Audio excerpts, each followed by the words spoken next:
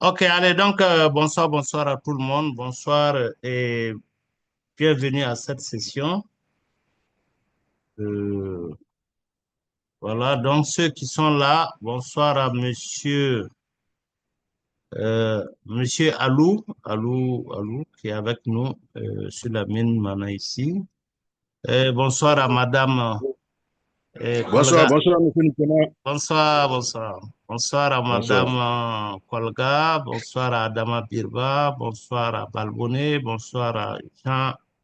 Non, à Eudes Léonce. Bonsoir à Mohamed Lamine, à Nema Kourouma, Sawadoukou, Madame Sawadoukou Florence, Souleymane Koulibaly, Tidiane, Touré Alassane, Zengue et Zongo Edmond depuis Koudougou. Alors, donc, ce soir, nous allons échanger sur comment rédiger d'abord un CV. Ensuite, nous allons voir aussi comment rédiger une lettre de motivation et nous allons voir enfin les documents qui sont nécessaires ou indispensables pour postuler à une offre de recrutement ou à une offre d'emploi. Alors, donc, nous allons commencer par la rédaction du CV, tout simplement parce que habituellement, c'est le CV qui est la porte d'entrée vers l'employeur. Et vous allez voir que dans 99% des cas de recrutement, ils vont toujours demander un CV. Alors, le CV qui veut dire curriculum vitae et qui veut dire en réalité le parcours de votre vie, le parcours professionnel ou le parcours académique que vous avez eu antérieurement. C'est de faire ressortir vos compétences. Alors, il y a des gens qui font souvent des amalgames, qui font des erreurs graves, qui les coûtent toujours cher.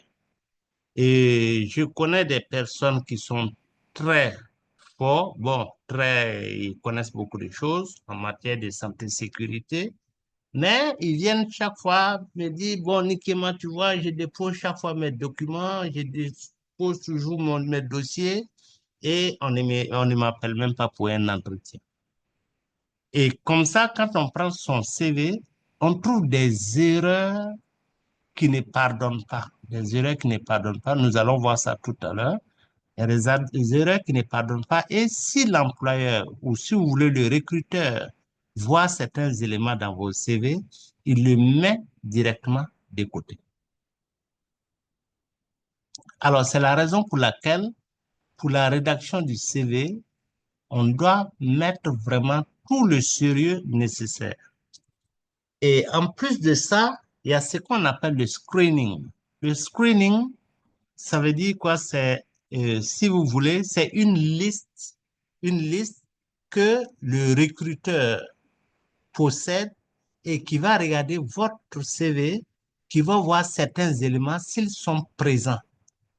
Donc, c'est pour éliminer à la base. On regarde, est-ce que, enfin, le profil qu'ils veulent, ils veulent que ce soit un HSE, oui, et qu'ils connaissent le SIMDUT, oui, qu'il ait déjà fait un travail sur un chantier de construction, oui, et ils vont faire le screening pour éliminer d'abord une grande partie.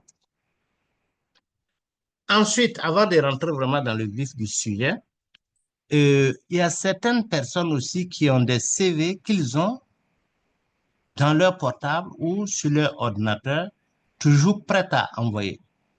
Il n'y a pas longtemps, il y a environ 3 semaines, j'ai envoyé une offre d'emploi à un ami. Alors, quand je lui ai envoyé ça autour de 14 heures. Et à 14h15 environ, il m'appelle. Ah, merci Nikema, vraiment merci beaucoup. Ah, j'ai déjà transmis mon CV et tous les dossiers qu'il demande. Vous voyez? Donc ça, c'est des erreurs à ne pas commettre. Je lui ai dit que ton CV, on ne va même pas t'appeler. Ils ne vont pas t'appeler tout simplement parce que tu n'as pas mis du sérieux dans la rédaction de ton CV. Un CV doit être unique. Pour 10 offres d'emploi, il faut 10 CV différents. Et pour rédiger le CV, il faut chercher à savoir quel est le profil que le recruteur recherche.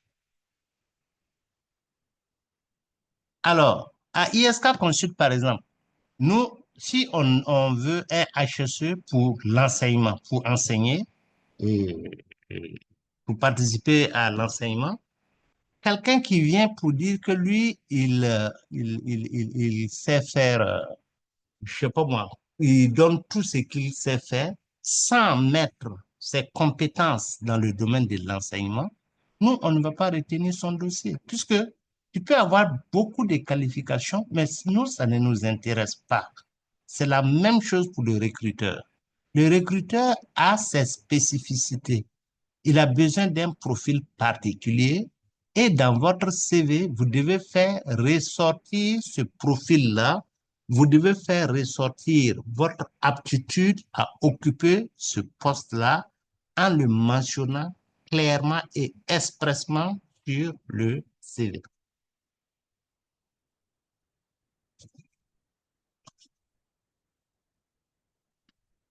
Alors, on va progresser doucement, doucement. Donc, comment rédiger un bon CV? Donc, d'abord, quand on rédige le CV, notre objectif est de susciter un enthousiasme auprès du recruteur, d'abord afin qu'il nous convoque, afin qu'il cherche à s'entretenir avec nous pour euh, mieux nous connaître ou bien pour nous permettre de mieux étaler nos compétences auprès de lui, puisque dans le CV, on ne peut pas tout dire. Alors, donc, pour susciter l'intérêt d'un recruteur et décrocher une entrevue, le CV doit être exempt de tout amalgame. Et l'objectif de la prise de contact avec l'employeur là, puisque c'est le CV qui va et qui sera le premier contact avec l'employeur. Première prise de contact avec l'employeur. Donc, l'objectif là, c'est de lui démontrer le potentiel que nous avons. Et là, c'est au regard de ce qu'il recherche. Alors, donc, il y a certains éléments, qu'on va revenir là-dessus rapidement. Et imaginez par exemple, si vous êtes chez vous à la maison, votre robinet coule, ça veut dire qu'il y a un problème de plomberie. Vous demandez à votre fiston et trouve-moi un plombier qui va venir faire les réparations. Il envoie 3 personnes. La première personne vous dit, oui, je suis plombier, mon travail c'est de faire les réparations des fuites, c'est de faire les installations des tuyaux et tout ce qui concerne les robinets, tout ce qui concerne les circuits hydrauliques et tout. Alors, le deuxième vient, il vous dit que non, lui, il sait faire la plomberie, mais il sait faire aussi la construction, il sait couler des dalles, il peut même faire l'électrification de votre bâtiment et il peut aussi même mettre les pavés dans votre cour. Ah, ensuite, le troisième aussi vient, il vous raconte pratiquement la même chose et il ne vous parle même pas de plomberie, mais il vous dit, bon, moi, je suis spécialiste dans la construction des immeubles et je peux monter sur des pylônes pour faire ça. Je sais même faire l'élevage aussi des cailles et ainsi de suite. Lequel vous allez choisir? Naturellement que vous allez prendre celui qui dit qu'il sait faire la plomberie et il sait euh, euh, euh, euh, arrêter, il sait réparer les fuites au niveau des robinets. Voilà, donc c'est l'erreur souvent que les gens font. En fonction du recruteur, ce que le recruteur demande, ils laissent ça de côté et ils partent étaler leur talent. Leur talent qui souvent n'est pas ce que l'employeur cherche. L'employeur dit que je veux un HSE pour suivre les travaux de construction d'un R+5, par exemple. Et dans le CV, vous écrivez, oui, je suis HSE, mais également, je sais faire l'énergie solaire et je sais faire et la plomberie et l'électricité. Et j'ai déjà été euh, euh, euh, euh, euh, directeur d'une société de fabrication des aliments pour bétail. Vous mettez des gros titres, ça ne l'intéresse pas du tout, ça ne l'intéresse pas. Au contraire, il va dire que mais vous-même, vous êtes dilué, vous n'êtes pas concentré, vous n'êtes pas focus sur la profession HSE. Il a besoin plutôt de celui qui va dire, qui va regarder d'abord ses exigences, les exigences qu'il a formulées dans son offre d'emploi. Il a besoin de quelqu'un qui va regarder ça pour dire oui, je sais faire la surveillance des constructions des bâtiments haut niveau. Je sais mettre en place le système de sécurité pour le travail en hauteur. Je sais protéger les travailleurs contre les substances chimiques, notamment le ciment et ses dérivés. Je sais faire des sensibilisations sur les risques liés au chantier de construction et ainsi de suite. Il faut être focus dans ce que l'employeur demande. Ce qu'il ne demande pas, s'il vous plaît, inutile de le mettre là-bas. Parce que ça peut vous faire perdre des points. Parce que pour un homme, pour une personne, pour un être humain, et c'est désagréable ou si vous voulez, c'est difficile pour lui d'avoir des compétences ou des talents qu'il n'exprime pas, qu'il garde pour lui seul. Donc, il est toujours tenté de dire que je connais ça, j'ai déjà fait ça, même si ça n'a pas de rapport avec les exigences du recruteur. Et en ce moment, il se dira que, bon, le recruteur n'a qu'à regarder les parties qu'il veut et le reste, si ça ne l'intéresse pas, ben, ça ne le regarde pas. Mais non, ce n'est pas comme ça. Parce que le recruteur va dire que vous êtes dilué. Vous êtes dilué. Vous n'êtes pas, euh, vous n'êtes pas spécialisé dans le domaine HSE là. Vous êtes HSE, oui, mais vous mettez des panneaux solaires, oui, vous faites l'élevage, oui, vous connaissez encore comment, je sais pas moi, réparer des camions et ainsi de suite. Donc, il va se dire, mais finalement, vous avez des connaissances un peu partout et en même temps, vous ne connaissez rien, vous êtes un bricoleur.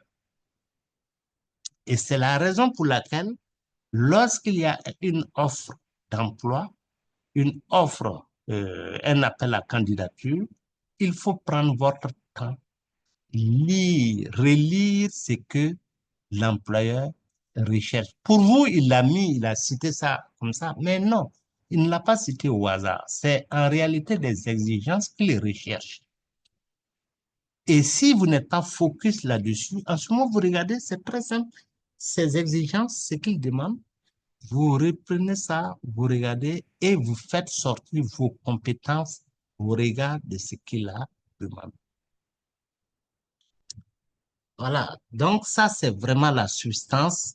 Et ce qui fait perdre des points aux gens, c'est souvent avoir un CV et un CV passe-partout.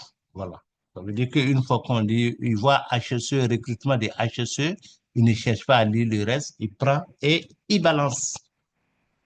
Et il s'assoit et il attend qu'on l'appelle. Mais non, on ne va jamais l'appeler. On ne va pas l'appeler. Même si l'employeur l'appelle, et c'est parce que c'est même pas une entreprise sérieuse. Alors, donc, il faut être clair et précis, enfin, clair et concis, et le recruteur va passer en moyenne 30 secondes à regarder les CV. Vous savez, si vous regardez certaines entreprises, notamment les entreprises minières, une offre d'emploi de HSE à Sabrado ou à Orzone ou à Endeavor ou encore à Kiaka ou à Roxgold, je ne sais pas, et Sakan et autres. Si on dit qu'on a besoin d'un HSE, ils auront un minimum de 300 CV. 300 CV. Ils n'ont pas le temps de lire l'ensemble. on survole, ils vont survoler, ils vont regarder, ah, CV. Ils regardent d'abord comment c'est présenté. Puis on tourne, on regarde, on lit rapidement les différents points et on passe à l'autre. Et si ça semble attirer son attention, il le pose à droite. Il va prendre un peu plus de temps pour lire. S'il voit ce qui ne semble pas, ou la personne, dès les premières phrases, il voit des fautes d'orthographe, des fautes de grammaire, il le pose à gauche, ça veut dire il ne va plus lire ça, c'est fini. Ouais. Donc, pour ne pas gaspiller notre chance, il faut que euh, notre CV-là tente d'aller droit au but. Et là, en grand caractère, vous marquez superviseur QHSE ou bien superviseur qualité, hygiène, santé, sécurité et environnement. Et si vous voulez même attirer encore l'attention, si c'est pour une mine, supposons si c'est Isakan qui a lancé pour son unité industrielle, pour son usine, mettez compétences avérées dans le domaine des industries minières, notamment le process plant et la mise en place. Voilà, vous mettez quelque chose qui va vraiment attirer son attention. Ça va, on me suit parce que apparemment ma connexion bug un peu. Est-ce que quelqu'un peut confirmer que c'est pas entrecoupé? Ah, Oui, vraiment, c'est non, entrecoupé, c'était mais c'est coupé la en partie tenant, ça même qui revenait. est. On vous reçoit très bien, monsieur le formateur. On vous reçoit très bien. D'accord, On a dit à d'accord. recevoir en tout cas, ça va. Voilà, il y a des moments où ça m'affiche que votre connexion est instable. Donc, voilà, donc le CV doit être clair et bien structuré. Ensuite, comme je le disais, si vous rédigez votre CV, assurez-vous d'éviter au moins ce qui est très facile à éviter là. C'est quoi? C'est les fautes d'orthographe, c'est les fautes de grammaire, c'est des expressions souvent, et c'est des expressions souvent qui ne veulent absolument rien dire. Et voilà. Donc, il faut essayer, ou bien des expressions populaires. Des expressions populaires qui ne veulent souvent pas, enfin, quand on se dit entre amis dans le quartier, voilà, il faut éviter de les mettre dans le CV. Il faut éviter de le mettre dans le CV. Donc, habituellement, on conseille de demander à quelqu'un d'autre de relire. La personne va relire parce que vous, votre compréhension et puis la compréhension du lecteur, ça peut être différencié. Alors, donc, il faut savoir qu'une simple erreur d'orthographe dans un CV risque de faire mauvaise impression et s'il se trouve qu'il a beaucoup de CV, il va déclasser. Il va déclasser votre CV. Hein. Voilà, ça va donner mauvaise impression auprès d'un employeur et pourrait même vous coûter un emploi. Ça va vous coûter un emploi. Et est-ce que vous avez oublié de mettre ou vous avez fait une erreur d'orthographe ou de grammaire? Ça ne pardonne pas souvent. Alors, pour le CV, on demande de limiter à vraiment 5 pages. 5 pages, c'est vraiment le maximum. Vous voyez bien que l'employé passe environ 30 secondes euh, à lire le CV. Donc, si vous le faites, si c'est très long, ben, ça peut être bien, ça peut vous donner peut-être des points. Tout dépend du poste ou du niveau du poste. Mais habituellement, limitez-vous à 2 pages, 3 pages, 2 pages, 3 pages.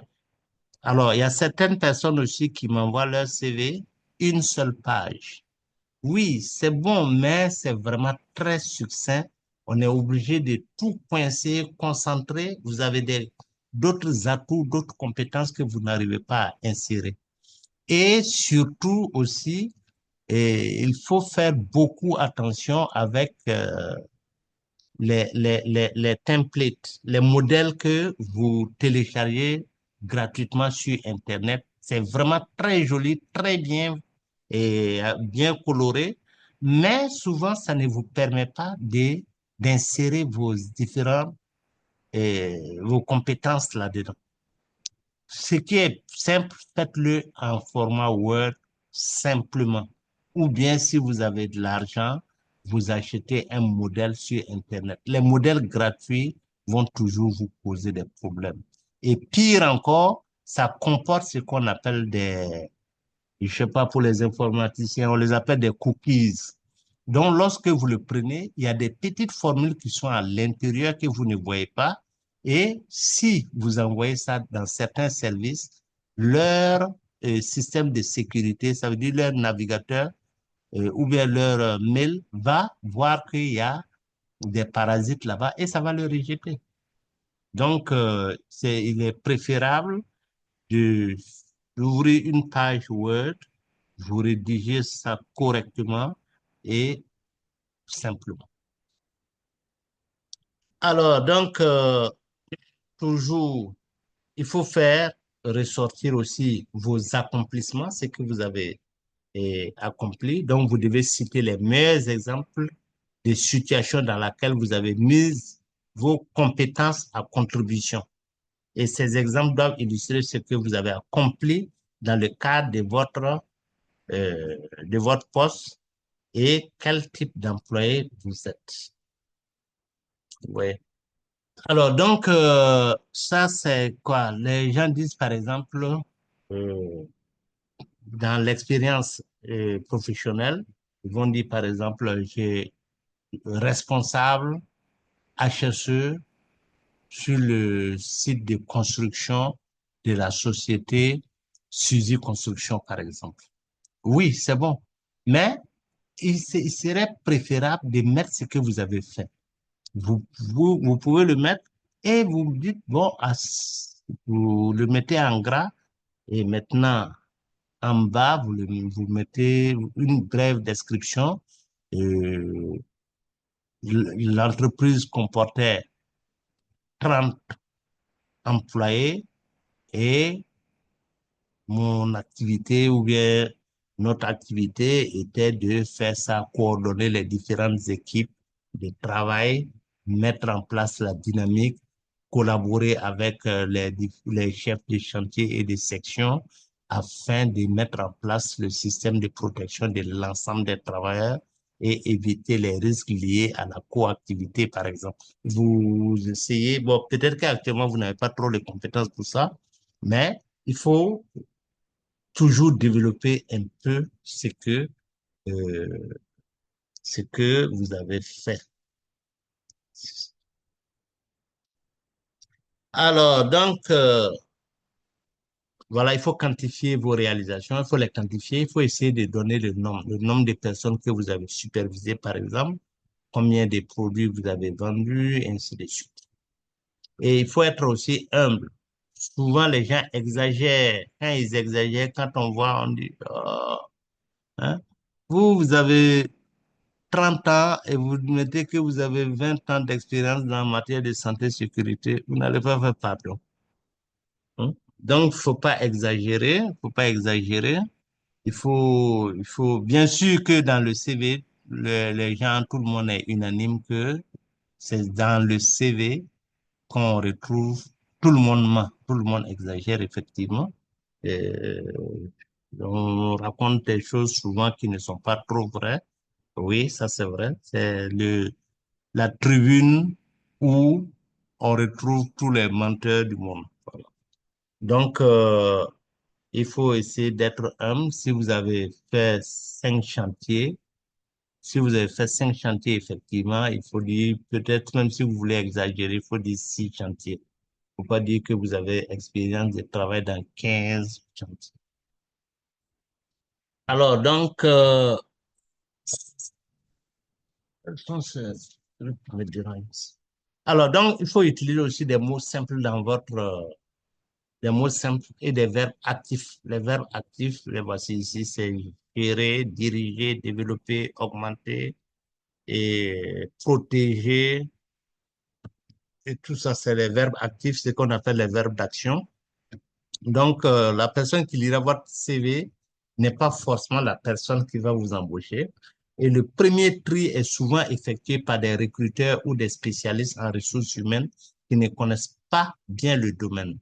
Donc, exprimez-vous dans un langage clair et simple et employez des verbes actifs et persuasifs. hein. Des verbes qui permettent de persuader quelqu'un, de rassurer quelqu'un. Voilà, donc tels que gérer, diriger, développer, augmenter, etc. Alors, donc, n'hésitez pas aussi à faire valoir vos expériences de bénévoles, qui, si vous avez été bénévole quelque part, il faut le faire ressortir. Ça, c'est pour dire à l'employeur que si je viens vers votre entreprise, ce n'est pas forcément à cause de l'argent, c'est pas forcément à cause du salaire là, mais c'est parce que le métier me plaît beaucoup. Et bon, tout le monde sait que c'est à cause du salaire, mais il faut le dire, il faut le mettre néanmoins pour euh, cacher un peu, pour dissimuler un peu. Comme ça, l'employeur va se dire, ben, celui-là, là, il a déjà été bénévole, il a travaillé gratuitement pour des entreprises, ça c'est très bien. Voilà, donc ça peut vous donner quelques points. Alors, il faut enfin vérifier vos coordonnées et il faut les mettre en évidence. Il y a quelques années, même pas quelques années, il y a environ 2 ans, voilà, et je devais aider quelqu'un à rentrer dans une mine d'ailleurs. Alors, il envoie son CV, ben, moi, j'ai pas lu avec ses lettres de motivation et tout ça. Je prends et je transmets.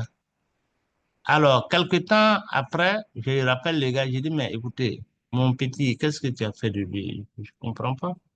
Il me dit, oh, ok, mais il oubliait de me dire, ok, mais il n'a même pas de numéro de téléphone sur son CV, il n'a même pas, il avait un numéro de téléphone, mais c'est mal mis. C'était combien de chiffres là? C'était 5 chiffres et non pas 6. Ensuite, son adresse mail aussi était mal orthographiée. Résultat, on n'arrive pas à le toucher.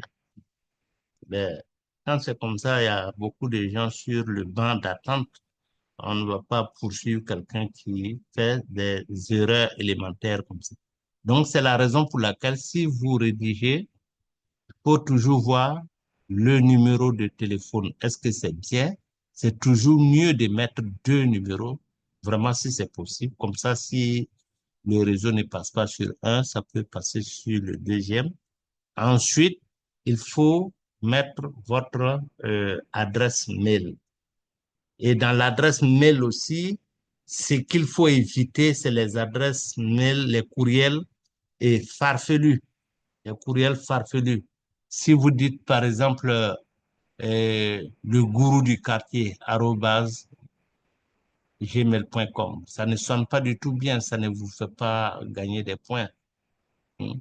Si vous écrivez le gang du quartier, le gang noir, ça ne fait pas joli et faire perdre, ça peut vous faire perdre quelques points. Donc, faut écrire, généralement, l'adresse mail, c'est le nom, prénom avec quelques chiffres et c'est tout. Si vous vous appelez Tapsoba Mohamed, voilà, vous écrivez Tapsoba Mohamed 77 ou bien 2025 @gmail.com. Et c'est vraiment très simple. Et ça va permettre d'abord que la secrétaire qui veut vous écrire ne se trompe pas et ça donne aussi une bonne impression. Alors, donc, ce qu'il faut éviter sur le CV, c'est les adresses courriels farfelues, c'est les renseignements personnels superflus. Voilà, si vous voulez, si vous rédigez votre CV et vous mettez euh, votre poids, votre taille, votre état civil, vos croyances religieuses. Oui, l'état civil, si vous mettez marié ou célibataire, oui, ça passe. Mais voilà, si les croyances religieuses, là, il faut vraiment les éviter. Si vous dites musulman pratiquant ou bien vous êtes un protestant et vous êtes quoi? Voilà, donc vos croyances religieuses, vraiment, il faut éviter de les mettre là-bas parce que Celui qui va lire votre CV, qui va faire le screening, qui va faire le tri à la base, peut ne pas être de la même religion que vous et ça peut toujours vous faire perdre quelques points. L'objectif du CV là, c'est de gagner des points. C'est de gagner des points. Même si vous ne gagnez pas des points, il faut éviter d'en perdre. Il y a des CV, quand on prend, avant de lire la première phrase même, on la met de côté parce que la photo est très mal prise. On a fait des grimaces là-dessus qui ne sont pas intéressants. Une adresse mail bizarre. Et quand on prend, on n'a même pas besoin de lire le premier chapitre, le premier paragraphe. Oui. Voilà, donc il faut omettre tout ça, il faut éviter tout ça. Et tout simplement, et toute autre information délicate ou controversée. Voilà, donc il faut les éviter parce que c'est un bon moyen de vous prémunir contre les mises à l'écart arbitraires. On vous met à l'écart, vos dossiers, on le met à l'écart sans même avoir parcouru euh, le reste. Et ce que je conseille aux gens, sur votre photo de profil de votre CV là, si vous voulez postuler pour HSE, la meilleure façon, c'est de porter votre casque et le gilet et vous prenez la photo vraiment simplement, sans un grand sourire, sans des grands sourires, sans serrer beaucoup aussi la mine et vous restez vraiment naturel. Si vous riez beaucoup, ça suppose que vous n'êtes pas rigoureux et que vous n'allez pas pouvoir influencer les travailleurs à aller dans le sens euh, que vous souhaitez. Donc, il faut un sourire simple, simple. Voilà, ça c'est sur la photo. Une photo mal prise risque en fait de réduire vos chances d'être embauché et de détourner l'attention de l'employeur du reste de votre CV. Donc, vous devriez inciter l'employeur à se concentrer sur vos compétences et votre expérience plutôt que sur votre apparence physique.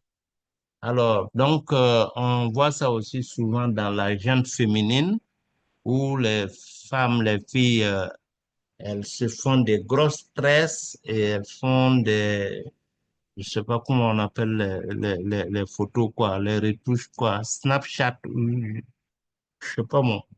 Voilà, quand on prend, le visage est très bien lisse. Et là, l'employeur se dit, mais écoutez, est-ce que c'est la façon dont elle est lisse là, est-ce qu'elle pourra rester au soleil et travailler auprès des employés? Donc, souvent, avoir, euh, ça peut avoir un effet négatif. Si c'est pour peut-être occuper une place de comptable, de secrétaire, d'agent d'accueil et autres, oui, là, je suis parfaitement d'accord. Mais en matière de HSE, notre place, c'est sur le terrain, c'est sur le terrain. Et notre photo doit nous... euh, voilà, donc je l'ai même mis ici. Je conseille particulièrement de mettre les photos ordinaires si possible, en tenue, casque et gilet, sans grimace ni sourire large. Voilà, donc vraiment simple, simple. Et là, on n'a pas besoin de la photo entière. Et bien sûr qu'il y a il y a des postes où on demande vraiment une photo de l'ensemble du corps, mais vous pouvez mettre juste le buste, juste la tête et le tronc, et c'est largement euh, suffisant. Alors, donc, ce qu'il faut éviter encore, c'est les longues listes interminables. Donc, ceux qui ont jeté un coup d'œil sur et l'exemplaire du CV que j'ai envoyé, vous voyez que c'est des longues listes interminables. Si vous remplissez juste votre nom, prénom et vous envoyez ça à un recruteur, il va pas vous prendre au sérieux. Donc, je l'ai envoyé, j'ai essayé de recenser beaucoup de choses et c'est à vous de biffer les parties que vous ne comprenez pas beaucoup ou bien que vous ne maîtrisez pas et garder maximum vraiment 10. Ça, c'est vraiment le grand maximum. Gardez 10 points. Voilà. Ici, j'ai mis ne dépensant pas 10 ou 15 puces. Voilà, 10 ou 15 spécialités et vous vous arrêtez là. Alors, les pronoms, moi, je, mon, tout ça, il faut essayer de les éviter. Il faut essayer d'utiliser juste des phrases et des verbes à l'infinitif. Par exemple, si tu dis, je sais faire de la sensibilisation des travailleurs sur les risques liés au travail en hauteur, au lieu de dire je sais faire, non, vous mettez faire la sensibilisation auprès des employés sur les risques liés au travail en hauteur. Donc, il faut commencer toujours chaque puce par, euh, par un verbe actif. Ensuite, juste des tâches. Voilà, le titre de votre poste permet de déduire les responsabilités qui l'accompagnent. Plutôt que d'énumérer vos tâches, mettez en valeur ce que vous avez accompli en donnant un caractère personnel à vos responsabilités et en fournissant des exemples concrets. Voilà, donc au lieu de mettre des tâches, il faut dire, par exemple, bon, euh, mettez suivi de la santé-sécurité sur le chantier de Phoenix, bien sur le chantier de construction d'un bâtiment à 6 étages, euh, profit de l'entreprise, je sais pas moi, Canazoué et frères. Et là, vous mettez aussi ce que vous avez fait, c'est faire les minutes de sécurité, euh, faire des sensibilisations, mettre en place un système de sécurité lors des travaux en hauteur, mettre en place la protection des travailleurs contre les risques chimiques auxquels ils sont confrontés. Et voilà, il faut essayer de citer quelque chose. Alors, les affirmations vagues et imprécises, si c'est vague et que vous ne pouvez pas le développer, il serait mieux de ne même pas les mettre. Hein. Si vous dites que je suis responsable de l'amélioration de l'efficacité et de l'économie des coûts, par exemple, oui, il serait mieux de dire euh, responsable de la mise ou bien de la croissance économique de l'entreprise et responsable chargé de mettre en place le système de réduction des coûts liés au fonctionnement et ainsi de suite. Là, ça montre ce que vous avez pu faire. Alors, les motifs de départ, là, ne faut pas en parler vraiment. Donc, l'objectif premier de votre CV est de promouvoir vos compétences, votre expérience et vos réalisations. Votre CV devrait vous montrer sous votre meilleur jour. Il ne devrait donc pas inclure le motif de votre démission ou de votre congédiement. Ces motifs, quels qu'ils soient, n'ajoutent aucune valeur à votre candidature. Vraiment, vraiment, vraiment, c'est des erreurs qu'on reçoit. Vous savez, moi, j'ai eu la chance de participer beaucoup, beaucoup, beaucoup à des entretiens de recrutement, que ce soit dans les industries, que ce soit pour moi-même ou que ce soit en mine. Donc, quand vous prenez des CV, il y a des CV, quand vous les prenez, souvent vous vous dites même, est-ce que celui-là, là, c'est pas un comédien? Vous voyez? Il va dire, non, mon ex, j'ai quitté mon employeur parce que c'est un bâtard. Il ne payait même pas les salaires. Voilà, voilà, voilà. Donc, c'est des choses, c'est pas du tout bon. Ça ne va vous réduire vraiment. euh, les- Et ça, c'est des choses, si le recruteur voit, il peut directement déclasser votre candidature parce qu'il se dit que le jour que vous quittez son entreprise, c'est la même chose que vous allez dire. Vous allez dire toutes ces insuffisances. Voilà, c'est souvent aussi avec nos sœurs qu'on voit ça. Ah, il voulait me faire la cour. Ah, il m'a fait la cour, j'ai refusé, il m'a chassé. Oh, même si c'est le cas, évitez de le mettre dans votre CV. Alors, les références. Les références, oui, habituellement, la mention des références requiert l'approbation de l'intéressé. Donc, souvent, on précise de mettre le nom de 3 personnes de référence. Et là, si vous voulez mettre le nom de ces personnes-là, il faut les informer d'abord. Si vous marquez personne de référence numéro 1, vous dites Nikema Joseph. Ça veut dire moi. Si vous mettez moi mon nom.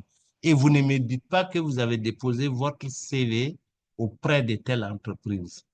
Ils vont m'appeler d'un moment à l'autre.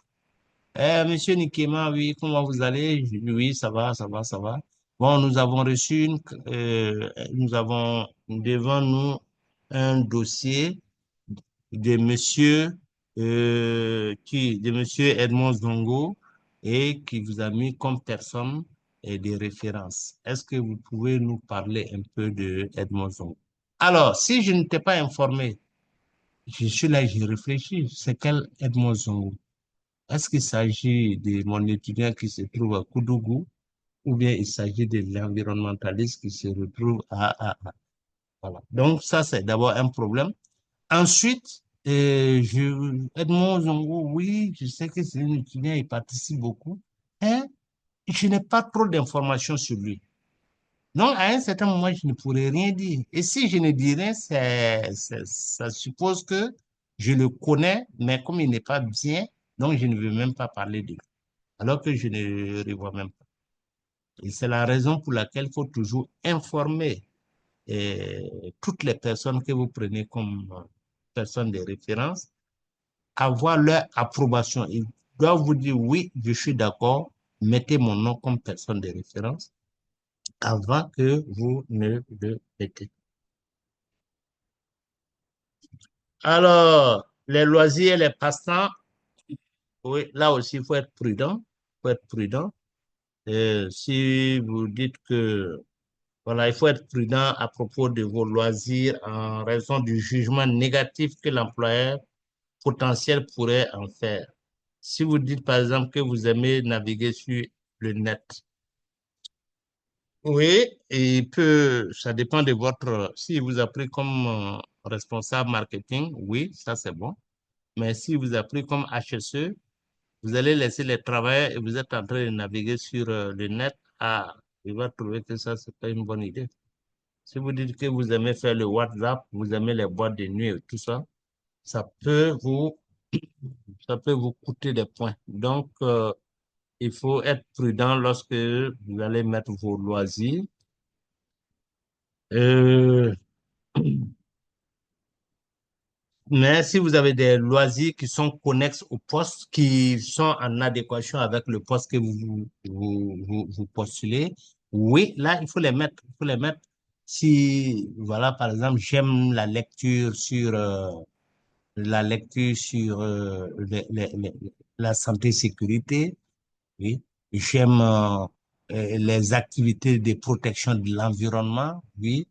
J'aime donner des formations en matière de santé-sécurité, oui. Tout ça, c'est bon. C'est en adéquation avec le poste que vous convoitez. Donc, vous pouvez les mettre. Mais si c'est pour dire que vous aimez danser jusqu'à 1 heure du matin, c'est pas évident que ça puisse vous donner des points supplémentaires.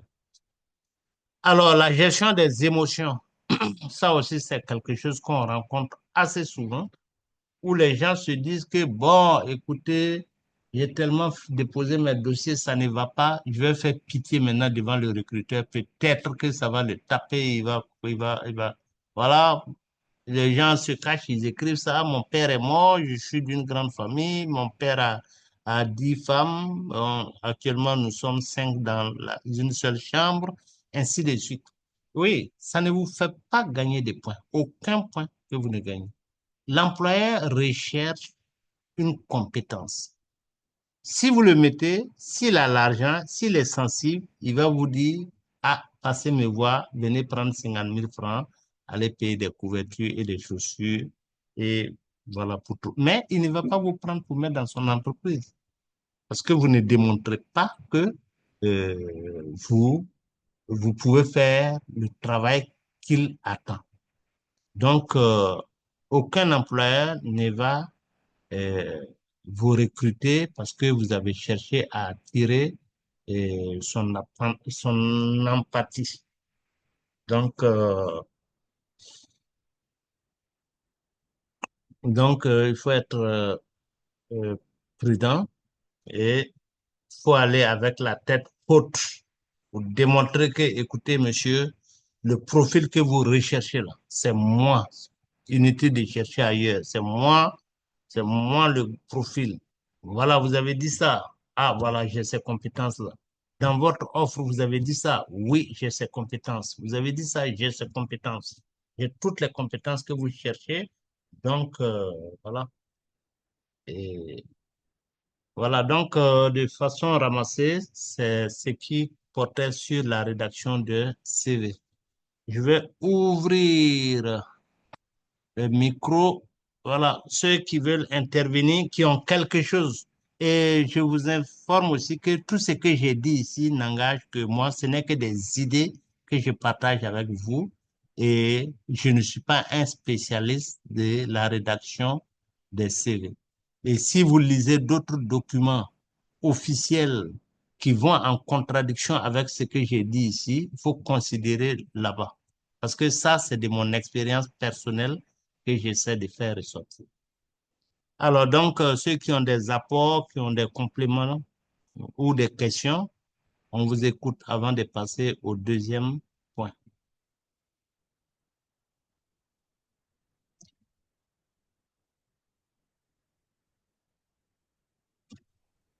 Oui, bonsoir, bonsoir. Comment vous Oui, allez? monsieur Faisal Ouedraogo. Voilà, ma question, ça va avec ce que, au niveau de rédaction des CV. Donc, ça veut dire que, selon ma compréhension, ça veut dire que chaque dépôt de candidature doit correspondre à un CV. Donc, chaque Ex- lancement de concours que tu vois, tu dois faire un CV proportionnel, voilà, au dossier demandé ou bien, voilà, à l'expérience demandée. C'est exactement ça, c'est exactement ça. Quand vous allez voir les offres d'emploi, vous allez voir que c'est toujours différent. Puisque Oui, ils vont mettre tâches, les tâches ou bien les ouais. responsabilités du HSE qu'on recherche. Si on a besoin d'un HSE, par exemple, à Essakan, ce n'est pas le Ouais. même profil que le HSE qu'on a besoin à Sabrado, par exemple. Ils vont mettre les tâches qu'on attend de cette personne. Et là, vous devez regarder les tâches qu'ils ont énumérées et c'est en fonction de ça que vous allez faire votre CV. Et dans votre CV là, ça doit répondre au, vous devez pouvoir démontrer dans le CV que les tâches qu'il exige là, vous avez ces compétences. Donc, Mm, à ok, chaque offre d'emploi, son CV spécifique. Vraiment, c'est ce que je conseille aux gens. Mais si ok, vous faites un CV et vous le posez dans votre ordinateur et celui qui dit envoyez vos dossiers, vous prenez ça, vous balancez, non, ça peut pas vous apporter, ça peut pas vous, à moins que ça ne soit vraiment une coïncidence, ça ne va pas vous apporter du positif. Donc, ok. vous lisez, vous prenez votre temps, vous lisez le contenu de l'offre et en fonction de ça, maintenant, vous rédigez votre CV. Généralement, c'est pas que vous allez rédiger de l'entête jusqu'à la fin. Non, vous regardez, ah, ici, ils ont parlé, ils ont dit, bon, qu'il y a des produits chimiques à manipuler. Donc, vous allez mettre compétences en SIMDUT et prévention des risques liés aux produits chimiques que vous allez mettre dans vos compétences. Ok. Ailleurs, par exemple, si on vous prend pour gérer un établissement, là-bas, vous n'avez pas besoin, on n'a pas besoin d'avoir des connaissances sur le travail en hauteur. Non, là-bas, ils vont parler peut-être d'avoir la pédagogie et d'avoir une expérience dans l'enseignement. Et là, dans votre CV, vous allez mettre que vous avez une expérience dans l'enseignement, vous allez donner des exemples. J'ai enseigné à tel endroit, et lorsque je travaillais dans telle entreprise, je faisais des formations, j'étais chargé de donner des formations à l'ensemble des travailleurs et je les ai formés sur 20 modules, 30 modules, et ainsi de suite. Voilà, pour faire ressortir les exigences que le recruteur demande.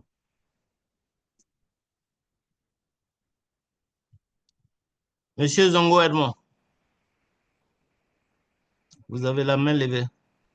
Oui, monsieur Guillemin, Oui. merci beaucoup pour la présentation. Alors, moi, j'avais des questions. La première, c'est actuellement, on entend parler de l'ATS, Applicant Tracking System, un logiciel qui permet de filtrer les CV. OK. Alors, je veux savoir, est-ce que les CV, quels sont les critères ou bien qu'est-ce qui est sur le CV qui ne passe pas à travers ce logiciel-là? Alors, donc, vous avez parlé, j'ai déjà entendu parler de ça aussi. Quoi, tracking system. Ça, ce n'est pas seulement les CV. Ce n'est pas seulement les CV, c'est tout document que vous envoyez auprès d'une entreprise qui a renforcé sa sécurité. La sécurité au niveau de leur mail ou bien de leur site web. En ce moment, si le document porte certains cookies, on les appelle des cookies. Des cookies, on ne les voit pas, on ne les voit pas. C'est des petits éléments, des petits programmes qui accompagnent ces documents-là. Et ils sont très dangereux parce que celui qui va le télécharger, ce petit programme-là peut prélever, c'est un peu comme des virus, il peut prélever certains éléments de, de l'ordinateur et puis renvoyer ça encore aux malfaiteurs. Et c'est la raison pour laquelle je disais qu'il faut éviter de télécharger sur Internet et les templates des CV là, les modèles de CV et essayer de les modifier et les transmettre. Parce que si vous le faites, s'il se trouve qu'il y a des cookies là-dessus, en ce moment, vous allez envoyer, ça ne va pas partir. Ou bien le navigateur ou encore la boîte mail du recruteur va rejeter. Il va rejeter ça. Il va rejeter, il va dire attention, mail suspect. Voilà, ils vont le supprimer rapidement. Donc, c'est la raison pour laquelle je disais que je conseille que les gens utilisent Word simplement. Word, Microsoft Word, qui est gratuit, à la portée de tout le monde, et vous rédigez votre CV. Monsieur Zongo, Edmond Zongo, est-ce que vous m'entendez? Edmond Zongo m'a posé la question et il est à Koudougou en train de boire la bière.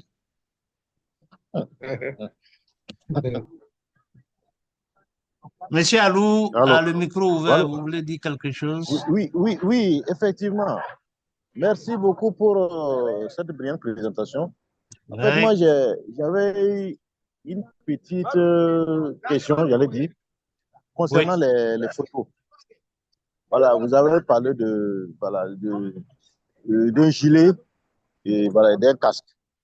Maintenant, je ne sais pas, est-ce que si on était dans une autre entreprise et qu'on veut poser pour une autre entreprise, est-ce que si on prend la photo avec l'entreprise dans laquelle on est, est-ce que ce sera bien?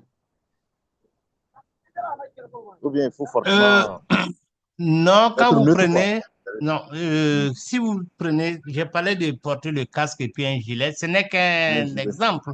Vous pouvez porter juste le Ok, ok. gilet. Dans tous les cas, sur le gilet, Hmm. et je ne Mhm. parle pas de la tenue de travail, je parle d'un gilet. Le gilet simple, il n'y a aucune écriture là-dessus. Sur le casque Ah, également, ah. il n'y a aucune écriture qui permet de connaître votre entreprise d'origine. Donc, Ok, c'est vraiment neutre.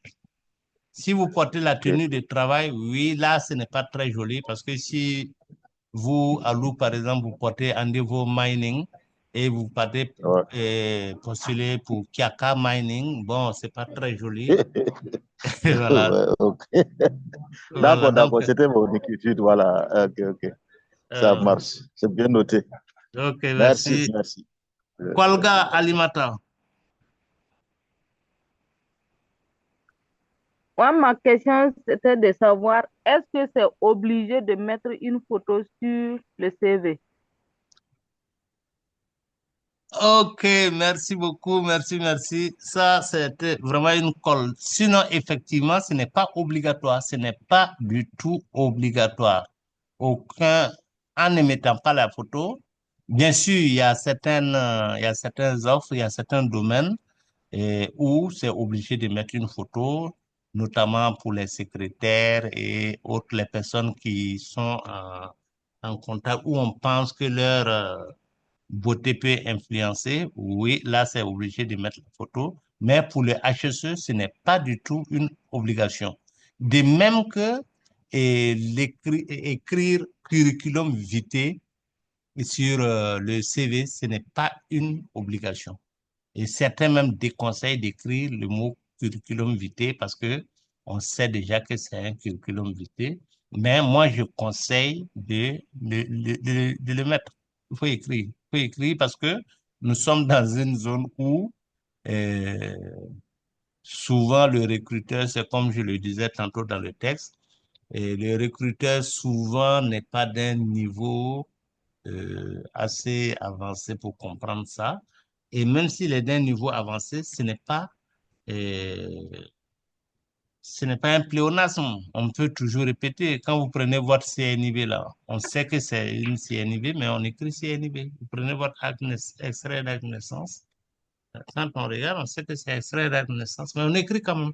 Donc, le CV, je conseille d'écrire CV. Parce qu'il y a certaines personnes, quand ils fouillent vos dossiers, ils cherchent là où c'est écrit CV d'abord. S'ils ne voient pas ça, ben, ils se disent qu'il n'est pas à la première page. Donc, pour répondre à votre question, Madame Kolga, ce n'est pas obligé de mettre votre photo sur votre CV. Mais ça peut toujours donner un peu de points, petits points, coefficient 1. D'accord, merci. Merci. Dirba Adama, Oui, bonsoir, formateur. bonsoir. Voilà, c'est par rapport à la question de la photo. Oui. Voilà, bon, c'est conseillé, il faudrait que le fond de la photo là soit un fond neutre.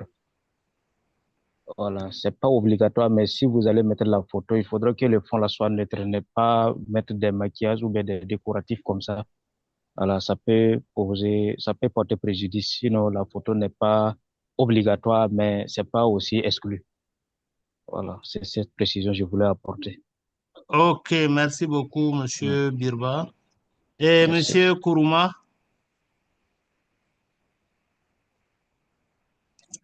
Monsieur Nema Kourouma. Bonsoir, monsieur le formateur. Oui, bonsoir. OK. Donc, je voulais poser une question là, parce que dans le domaine de recherche d'emploi, parce que souvent, vous pouvez être dans quelque part, votre ami vous dit, bon, essayez d'envoyer votre CV en cas d'opportunité, nous allons essayer de vous aider. Est-ce que c'est-il possible d'attendre qu'il y ait un appel d'offres pour faire un CV ou bien faut faire un CV et en fonction de cela, on peut vous aider parce que souvent c'est comme ça, nous qui sommes là, ton ami peut être sur un site, il te dit fais ton CV, tu m'envoies, en cas d'opportunité, on peut tenter cela. Donc c'est cette nuance-là que je voulais savoir. Ok, merci, Monsieur Kourouma. Voilà, donc, ce que vous dites, vous avez parfaitement raison. Si c'est le cas, vous n'avez pas le choix, vous êtes obligé de lui donner un CV générique, un CV où vous allez lister le maximum possible. Et voilà. Parce que vous ne pouvez pas attendre qu'il y ait l'opportunité. Il va vous dire de rédiger votre CV, ça risque de ne pas aller dans les délais. Donc là, on n'a pas vraiment le choix. En ce moment, vous pouvez risquer de lui donner un CV générique. Mais là, vous allez prendre soin de mettre vraiment le maximum d'informations là-dessus. Merci pour cette question. Merci beaucoup, monsieur le formateur. Merci. Monsieur Zongo est de retour après avoir perdu sa connexion. Oui, Monsieur Zongo. Oui, je suis de retour. Ouais, en fait, ma seconde question, c'est par rapport au titre du CV. Je prends un exemple. Pour quelqu'un qui a, par exemple, un master en QHSE, il est ingénieur QHSE. Voilà. Et peut-être l'offre d'emploi, on a besoin d'un responsable HSE. Moi, je voudrais savoir, entre ces deux titres-là, c'est le titre de l'offre de l'emploi en main ou bien c'est ton titre-là que tu mets juste. Je veux comprendre quoi. Le premier est superviseur, c'est bien ça. Oui. Et puis, pardon, il faut reprendre un peu. J'étais un peu Donc, déconcentré. j'ai pris l'exemple de quelqu'un qui a un master en QHSE. Il est ingénieur en Oh, QHSE. oui, Voilà. Et maintenant, l'offre pour l'emploi, on a besoin d'un responsable HSE. oui. Donc, je voudrais savoir, c'est quel titre il met. Il met ingénieur QHSE et puis il ajoute responsable HSE ou bien c'est Non, quel non, titre il non, doit il va mettre ingénieur QHSE. Il va mettre ingénieur QHSE. mettre? Et OK. oui, c'est ça, c'est ingénieur QHSE qu'il met. Parce que tu peux être ingénieur QHSE sans être un responsable. Voilà. Vous, par exemple, vous avez suivi la formation de superviseur. Mais c'est pas parce qu'on va lancer un recrutement où on dit qu'on a besoin d'un agent ou un technicien HSE que vous allez dire non, non, non, je ne vais pas aller. Parce que l'ingénieur QHSE est beaucoup plus grand quand même que, euh, enfin, je ne veux pas dire beaucoup plus grand que le responsable, parce que le responsable, c'est quoi? C'est qui? C'est celui qui sera le premier responsable, je suppose, de la structure. Donc, si tu es ingénieur QHSE, tu peux occuper ce poste-là. Donc, il faut mettre ingénieur QHSE. D'accord. Ingénieur QHSE. Maintenant, si vous n'êtes pas OK. ingénieur QHSE, marquez superviseur QHSE si vous avez fait cette formation-là, ou bien vous marquez technicien si on a besoin de... Non, c'est superviseur QHSE que vous mettez. Maintenant, si on a besoin d'un technicien QHSE, oui, étant superviseur, ça veut dire que vous êtes déjà technicien avant de devenir superviseur. D'accord. Maintenant, ma dernière question, c'est lors de l'entretien. Et là, je voudrais savoir, est-ce que la proposition salariale peut être un critère de disqualification du candidat?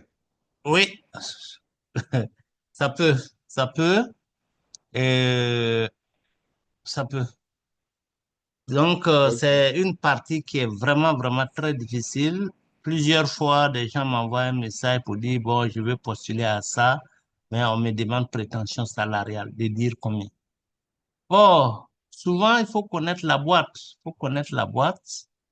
Et parce que si vous donnez trop bas, si Kiaka Mining, par exemple, veut vous recruter, vous dites que vous voulez 350 000, bon, ils vont trouver que vous n'êtes pas ambitieux, ils vont se demander est-ce que vous avez les compétences parce que eux, ils sont habitués à aller jusqu'à 700 000, 600 000 et autres.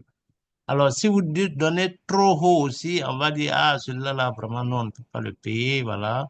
Euh, Même si on négocie et qu'on baisse le salaire pour le payer, même s'il accepte, il ne sera pas motivé et il va pas se donner à fond. Donc, souvent, c'est vraiment, vraiment difficile. Et ce qu'il faut chercher à faire, c'est connaître la boîte, quel type de boîte c'est.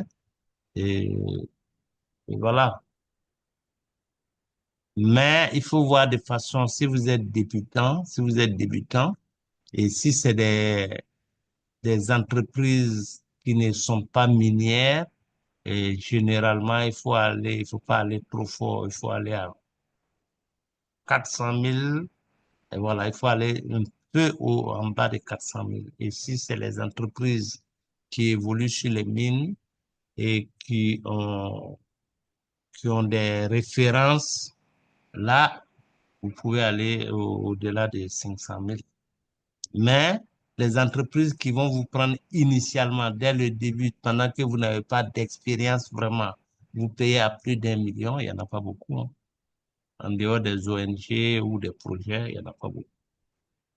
Ils vont vous prendre à un petit coût Et après, avec votre expérience, votre ancienneté, voilà, ça va monter progressivement. Donc, c'est des questions vraiment qui sont difficiles à répondre. Monsieur Birba, si vous avez des idées, donnez-nous parce que apparemment, vous êtes un peu dans ce domaine. Birba Adamo. Oui, bonsoir. Bon, c'est comme vous le dites, hein, puisqu'il y a certaines ONG là, dès le début, c'est pas trop comme ça, mais les salaires évoluent avec l'ancienneté. Voilà. Si dès le début, tu pars un peu très haut, ils vont trouver que, bon, lui là, on peut pas le gérer. Donc, c'est un candidat de moins et quelqu'un qui risque d'avoir une bonne chance. Voilà. Même chez nous, dès le début, c'était pas comme ça, mais à un moment donné, chaque année que Dieu fait, voilà, il y a un bonus. Euh, Sinon, le début, c'était pas comme ça. Merci. Ok, merci. Donc, ce que je peux ajouter, c'est que habituellement, je dis bien habituellement, les entreprises ont un barème. Ils ont, ils ont un barème où ils ont déjà, je sais pas comment dire ça, un tableau, un barème, voilà. Si tu es HSE, tu es débutant, voici le salaire, tu es classé dans telle catégorie et voilà ton salaire. Si tu es un comptable, voilà ton salaire. Si tu es aide comptable, voilà ton salaire. Si tu es agent de marketing, voilà ton salaire. Donc, ils ont déjà ce barème-là qui est là. Et si vous donnez moins, habituellement, si on vous retient, enfin, rarement on va vous rejeter parce que vous avez proposé moins. Mais si c'est plus, oui, là, on ne vous fait même pas appel. Donc, il serait préférable d'aller un peu en bas pour pouvoir rentrer. Et maintenant, quand vous allez mieux connaître la boîte, vous pouvez négocier toujours vos salaires à tout moment.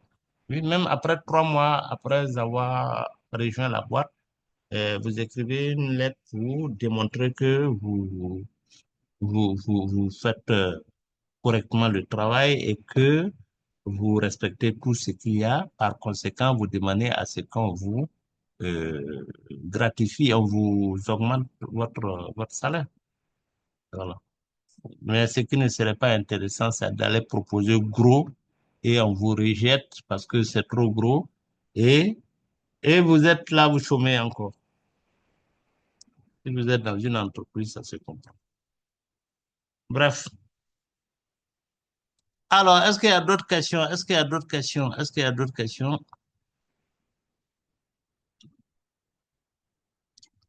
Est-ce qu'il y a d'autres questions ou bien d'autres apports? Oui, monsieur Rogatien Zongo. Oui, monsieur Bonsoir, Rogatien. monsieur. Oui, oui, bonsoir. Voilà, bon, ma préoccupation concernant les grilles salariales, est-ce que c'est dans le CV on doit mentionner cela? Non, non, non, non. Dans le CV, on ne mentionne jamais la prétention salariale. Maintenant, il y a certaines offres où on va dire de donner une lettre de motivation dans laquelle vous allez préciser votre prétention salariale. Si on ne vous le demande pas, inutile de le mentionner. Et c'est au moment de l'entretien qu'ils vont vous demander votre prétention salariale. Ou bien souvent, on ne vous demande jamais. Ça veut dire, on vous dit, bon, vous êtes retenu, on vous fait sortir les dossiers. Ah, voici, prenez, lisez. Si ça vous convient, vous allez signer et puis voilà. Et là-bas se trouve le salaire qu'on vous propose et tout ce qu'il y a comme commodité, comme avantage et autres. Et là, si ça vous intéresse, vous pouvez signer maintenant et euh, puis rejoindre la boîte. Monsieur Delouane. Donc, il ne faut pas mettre la prétention salariale sur le CV. Et dans la lettre de motivation, si on vous a demandé, oui, il faut mettre, mais si on ne vous a pas demandé, inutile de mettre. Et habituellement, s'il y a un entretien, oui, il faut vous préparer toujours à ce qu'on vous pose la question sur les prétentions salariales. Si on ne vous a pas demandé, inutile de demander, vous vous patientez et À la signature du contrat, vous saurez combien vous allez avoir. Ok, C'est bon, merci bien, monsieur monsieur. Zongo? Oui, oui, oui, c'est bon, merci. Merci, merci. Autre Oui, oui, ça question? va. Oui, monsieur Voilà, monsieur Zongo. également. Oui, voilà, monsieur, excusez, mais Oui, bon, je ne sais pas si c'est moi, je n'ai pas bien vérifié les modules que vous avez envoyés concernant le curriculum vitae, mais oui. le cours que vous venez de dispenser là, bon, je n'ai pas vu ça. C'est seulement cette page que j'ai constatée. Je ne sais pas si c'est, ou bien je ne sais pas si je n'ai pas tout reçu à temps. Et, Je ce voudrais curriculum savoir, est-ce vitae, qu'on aura le module? Voilà, ce que je voudrais savoir, est-ce qu'on aura le module? Puisque, bon, j'ai débuté le cours un peu en retard, donc je n'ai pas tellement suivi le début. oui, on a donné le cours sur comment rédiger un bon CV. Ça, c'est moi, je l'ai vraiment fait. Je vais même le partager en version Word. Vous allez pouvoir le Ok. modifier. Donc, il y a 3 documents que j'ai partagés. C'est le comment rédiger un bon CV. Ensuite, le curriculum vitae générique. J'ai intitulé ça CV QHSE générique à adapter. Et l'autre, c'est lettre de motivation et demande de stage. Ok, merci bien, monsieur. Voilà. Donc, si vous Donc, dans regardez ce dans le groupe, ça figure là. Qui est en train de salir? C'est Bassolé qui est en train de salir mon, mon, mon, mon tableau. OK. Alors, donc, maintenant, concernant le CV, là, on ne va pas vraiment s'attarder. Et il faut savoir que ce n'est qu'un exemple, s'il vous plaît. Ce n'est qu'un exemple. Ça ne veut pas dire que c'est une référence. Et non. Pour ceux qui ont des compétences, qui ont des talents dans la rédaction des CV, ça, faut même pas vous occuper de ça. Faut même pas considérer ce document-là. Ce n'est un aperçu, un petit guide qui pourra vous donner des idées. Voilà. Donc, Là, ici, vous avez la présentation, ensuite la photo, voilà, que vous allez mettre bien sûr votre propre photo. Ensuite, ici, en grand, superviseur qualité, hygiène, santé, sécurité et environnement. Et là, directement, vous rentrez dans les compétences. Oui, il y a une main qui se lève en direct, mais je vais vous revenir tout de suite. Alors, les compétences et qualifications. Oui, j'ai cité beaucoup de choses. Vous n'êtes pas obligé de mettre tout ça. Si vous mettez connaissance des normes nationales et internationales de management des risques et que vous ne savez même pas ce que veut dire ISO 9001 ni et quoi ISO 14001, ça ne va pas vous apporter loin. Donc, vous regardez et vous voyez ce qui vous tique et vous le gardez. J'ai mis beaucoup. Vous enlevez, vous gardez peut-être 5 maximum, 5.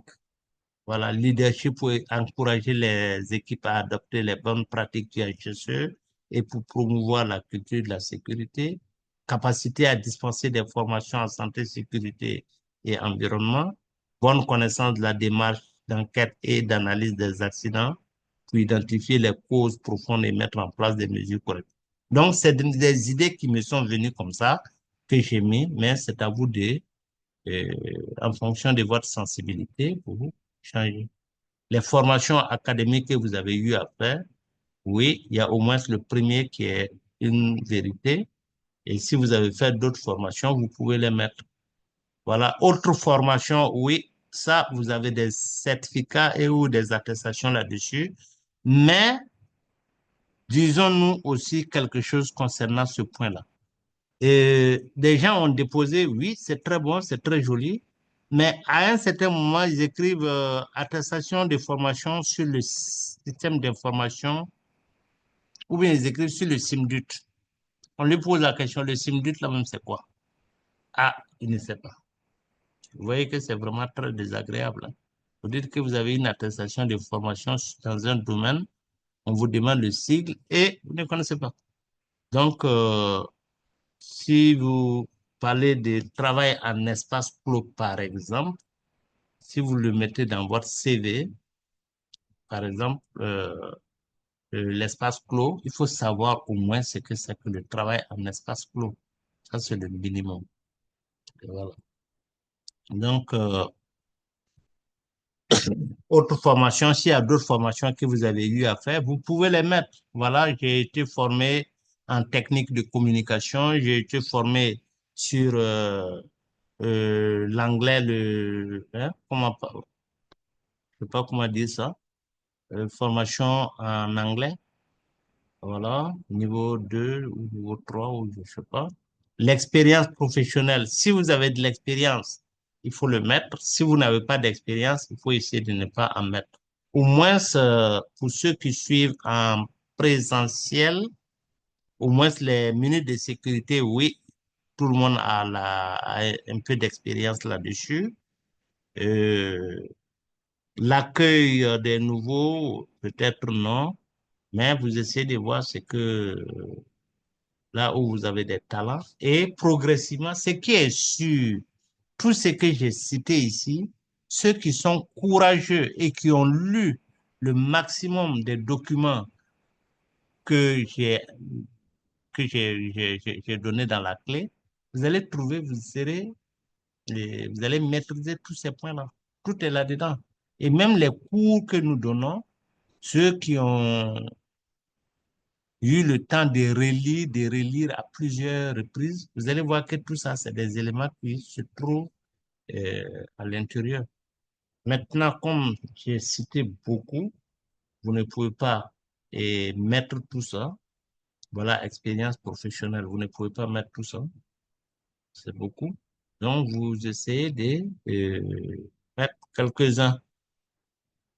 Alors, autre atout, c'est rigoureux, dynamique et capacité à travailler sous pression. Oui. Et là aussi, il faut être prudent.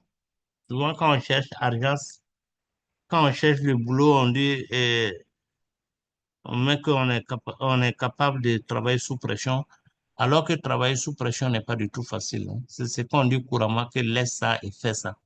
Et voilà. Donc, sous pression, vous commencez et il n'y a pratiquement pas de pause et c'est vraiment une pression. Vous faites ce travail pendant que vous êtes en train de le faire, on vous dit non, il faut laisser ça là, et il faut aller entamer cette. Voilà. Donc, souvent, c'est très désagréable. Mais il faut le mettre, il faut le mettre. Si vous ne pouvez pas travailler sous pression, ça veut dire que vous allez rester à la maison et aider madame à couper quoi, monsieur Zongo, le condiment. Alors, Merci. hein? Donc, voilà les formations extra-professionnelles. Ici, vous pouvez tout mettre. Vous pouvez tout mettre, hein. Vous pouvez mettre tout. Vous pouvez dire que vous pouvez, voilà, là-bas, c'est un foutu, c'est une grosse poubelle et que vous pouvez mettre extra-professionnel. Ça veut dire que ça n'a rien à voir avec la santé et sécurité. Alors, donc, les connaissances en langue aussi, il faut être aussi modeste. Français, bien parler, écrit, oui. Anglais, si vous ne pouvez pas parler bien l'anglais, il faut mettre niveau basique ou bien niveau débutant. Voilà, si vous mettez bon niveau, alors que c'est dans une entreprise indienne où personne ne comprend français là-bas, euh, même si on vous retient, vous n'allez pas pouvoir exceller. Et surtout aussi, un CV, retenez qu'un CV sur lequel vous ne signez pas n'a aucune valeur. Il n'a aucune valeur. Que ce soit un CV, une lettre de motivation, tant que vous n'apposez pas votre signature, ça n'a aucune valeur. Les entreprises sérieuses rejettent ça d'emblée. Ceux qui sont plus gentils supposent que si vous avez écrit votre nom, ça a une valeur de votre signature. Oui, mais sinon, il faut toujours signer. Il faut toujours signer sur vos CV. Et ce que les gens font habituellement, ils signent sur une feuille blanche, ils prennent ça en photo et lorsqu'il fait son CV, il découpe ça, il vient, il colle là-dessus. Oui, on sait que c'est venu coller, mais c'est bon, c'est acceptable.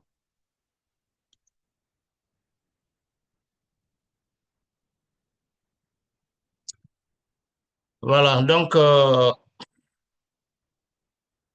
pour ceux qui doivent m'envoyer leur dossier d'ici quelques jours là, il faudrait vraiment aller sur ce principe-là et puis m'envoyer ça. Alors après ça, on a, je vais terminer mon exposé en même temps et là, vous allez poser toutes vos questions. On a la lettre de motivation. La lettre de motivation, c'est quoi? C'est une lettre que vous allez envoyer, comme son nom l'indique, une lettre que vous allez envoyer à l'employeur pour lui dire que l'offre d'emploi qu'il propose là, vous êtes, vous êtes qualifié pour ça, vous avez tous les atouts pour ça et que ça vous plaît. Voilà. Donc ça, ce n'est qu'un exemple, encore un exemple de choses, de lettres de motivation que j'ai écrit. Voilà. Mais je vous informe aussi que ce n'est pas une référence. Vous pouvez, vous allez le modifier. Voici une faute d'erreur. Actuellement en cours, ça ne veut rien dire. Voilà. Donc, il faut dire juste en cours d'études superviseur en hygiène, santé, sécurité, environnement au S'il vous centre de plaît, monsieur promotion. Guillemin, Oui. on ne voit pas votre écran, on est toujours sur, comment on appelle le CV. Ah, ouais, c'est vrai, c'est vrai, c'est vrai, c'est vrai, c'est vrai. Lettre de motivation, vous avez raison. Alors, partagez lettre de motivation. Voilà. Maintenant, on voit. Oui, c'est visible, merci. Bon. Voilà. Donc, lettre de motivation. Donc, je disais que c'est pas une, c'est pas un modèle académique. Non. C'est moi, je me suis levé avec mes idées personnelles qui ne sont pas bonnes d'ailleurs. Et j'ai rédigé. Néanmoins, ça peut vous donner déjà des idées sur comment rédiger une lettre de motivation. Et ce qui est intéressant et ce qui doit faire, ce que vous devez faire ressortir, c'est surtout euh, ça, c'est une lettre de motivation, voilà. C'est bon, c'est faire ressortir votre disponibilité à faire ça, à faire ça c'est pour un stage, c'est pas pour un travail. Voilà, si c'est pour l'emploi, c'est différent parce que là, vous devez conclure par, euh, enfin, vous devez conclure vous devez dire à l'employeur, au recruteur, que les conditions qu'il recherche, vous les respectez parfaitement et vous êtes la personne idéale qu'il recherche. Voilà, et que vous croyez répondre à l'idéal qu'il recherche. Bref, ça, c'est des idées. Là aussi, il faut éviter de rédiger avec des fautes d'orthographe ou des fautes de grammaire. Il faut toujours donner à quelqu'un d'autre pour lire. Alors, enfin, c'est la demande. Comme que je vois, j'espère que je l'ai ici. La demande. Voilà. Demande d'emploi ou demande de stage. Je vais partager.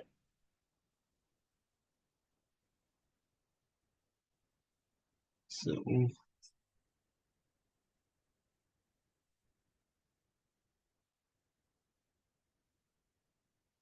Bon. Euh, Partager. Voilà. Alors, vous voyez ça?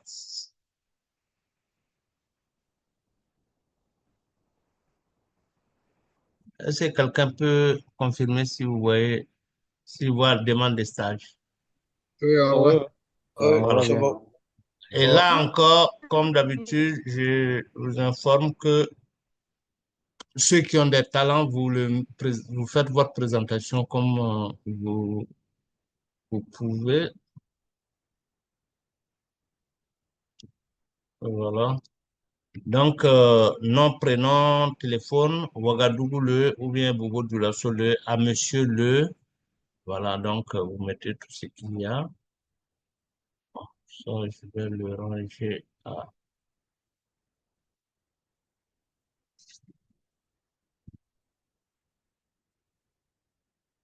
Monsieur le directeur général de... Voilà. Demande de stage. Ça, c'est pour ceux qui veulent le stage. Voilà. J'ai l'honneur de solliciter de votre très haute bienveillance un stage de 3 mois allant de temps dans votre entreprise et ainsi de suite. Voilà. Mais ça n'a pas trop, pour ceux qui veulent un stage, ce que j'ai demandé, voilà, ça n'a pas trop d'importance. Vous rédigez ça comme vous voulez et, ou vous prenez ça textuellement, vous m'envoyez. Et comme c'est des choses arrangées déjà, on n'a pas besoin de beaucoup de protocoles. Alors, je crois que c'est tout, non? Donc, toujours pour ceux qui doivent m'envoyer leurs documents pour les stages, on a aussi ce qu'on a appelé la lettre de recommandation. Alors, lettre de recommandation, mais là, ce n'est pas vous qui le faites. Une fois que vous manifestez votre intérêt pour le stage, ça, c'est nous qui rédigeons ça au niveau du bureau et on ajoute. Voilà, lettre de recommandation pour un stage. C'est bon, vous voyez?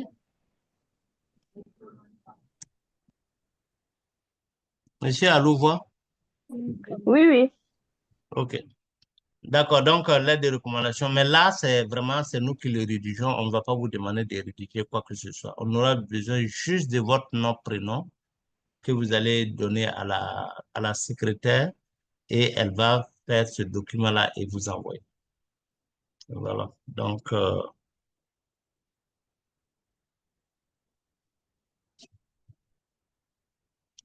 voilà, donc c'est tout. C'est Monsieur Alou.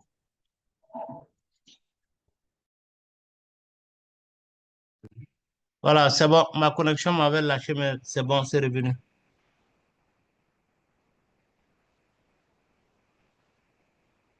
Alors, donc, question. Oui, Monsieur Alou, allez, pardon, je vais afficher. Oui, il y a Nikema qui a levé la main. Oh, oui, oui. Oui, bonsoir, parent. Oui, bonsoir, comment vous allez? Ça va bien chez vous. Oui, Ok. Moi, mes questions sont au nom de droit. ok. La première porte sur la personne de référence. La personne, De référence ok, qu'on doit, le numéro de référence que nous devons mettre sur le CV. c'est ça. Est-ce euh, est-ce forcé que ce soit des personnes du même département que toi ou bien juste bon, dans le même service? Tu peux, la personne à qui tu as confiance, tu peux mettre son nom ou ça nécessite réellement quelqu'un qui est dans le même département que toi. Ok, la deuxième question. La deuxième question, c'est les expériences. Est-ce que l'expérience euh, que tu as peut-être sur un domaine X, sans un document prouvant cette expérience, est-ce que c'est valable, c'est nécessaire de le mettre, de l'insérer dans le CV? Ok, Euh, la la, dernière. la dernière question, c'est concernant le nombre d'expériences. Par exemple, lors d'un recrutement, si peut-être le recruteur demande 5 ans d'expérience, alors que malheureusement, tu n'as que 2 ou 3 ans d'expérience, es-tu qualifié pour postuler? Ok, merci beaucoup, mon parent Nikema. Voilà, donc d'abord concernant les personnes de référence, oui, il serait préférable, je dis bien préférable, que les personnes de référence soient dans le domaine. Les personnes de référence soient... Ok. C'est bon, on m'entend? Oui, oui, je vous entends. Allô? Ok, oui, oui, c'est bon, c'est bon. Il y a des langages qui... On sait, ok. Voilà, donc je disais qu'il serait préférable que les personnes des références soient dans le même domaine que le domaine où vous postulez. Ok. Donc, à défaut, maintenant, vous pouvez mettre d'autres personnes dont le profil s'approche le plus possible. Ça veut dire, si on parle des HSE, oui, vous pouvez mettre des personnes des références qui sont dans le domaine de l'environnement, par exemple, ou bien de la qualité, parce que c'est le QHSE, ça s'avoisine. Mais ce qui n'est pas intéressant, c'est aller prendre une personne, un géologue, par exemple, comme personne des références. Ça peut passer, puisque la personne de référence doit pouvoir donner vos qualités, vos qualifications dans le domaine précis. Bien sûr qu'il y a vos qualifications, mais aussi vos attitudes, vos attitudes. On pose des questions. On m'a déjà appelé à plusieurs reprises, me demander telle personne, il est comment? Est-ce qu'il n'est pas nerveux? Est-ce il est sérieux? Est-ce qu'il n'est pas, voilà, voilà, voilà. Donc, mais c'est dans le domaine où vous postulez qu'il faut chercher prioritairement les personnes de référence. Et là aussi où il faut éviter les personnes politiques. Là, il faut vraiment les éviter au maximum. Voilà, si vous dites que je suis voilà, vous mettez le ministre Kargougou, ministre de la Santé. Oui, ça va passer peut-être, mais il faut pas penser que c'est parce que cette personne est illustre que ça va vous donner des points. Non, pas du tout. Pas du tout, parce que ça ne va pas les servir, parce qu'ils pourront pas l'appeler pour avoir des informations sur lui.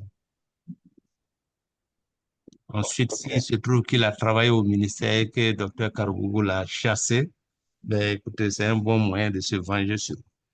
Donc, alors, deuxième question, c'est concernant l'expérience. Est-ce que si on n'a pas les preuves de l'expérience, est-ce qu'on peut le mettre? Oui, vous pouvez le mettre. Vous pouvez le mettre. Vous pouvez mettre que j'ai 2 ans d'expérience dans le domaine de la construction des bâtiments ou voilà, voilà. Ah, oui, vous pouvez le mettre.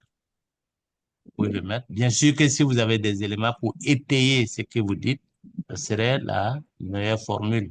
Mais en cas de carence de des preuves, il faut les mettre néanmoins. Enfin, concernant l'expérience professionnelle, voilà, on a lancé un test de recrutement et d'un HSE et on dit avoir 5 années d'expérience alors que vous n'avez que 3. Est-ce qu'il faut postuler? Oui, il faut postuler. Il faut postuler.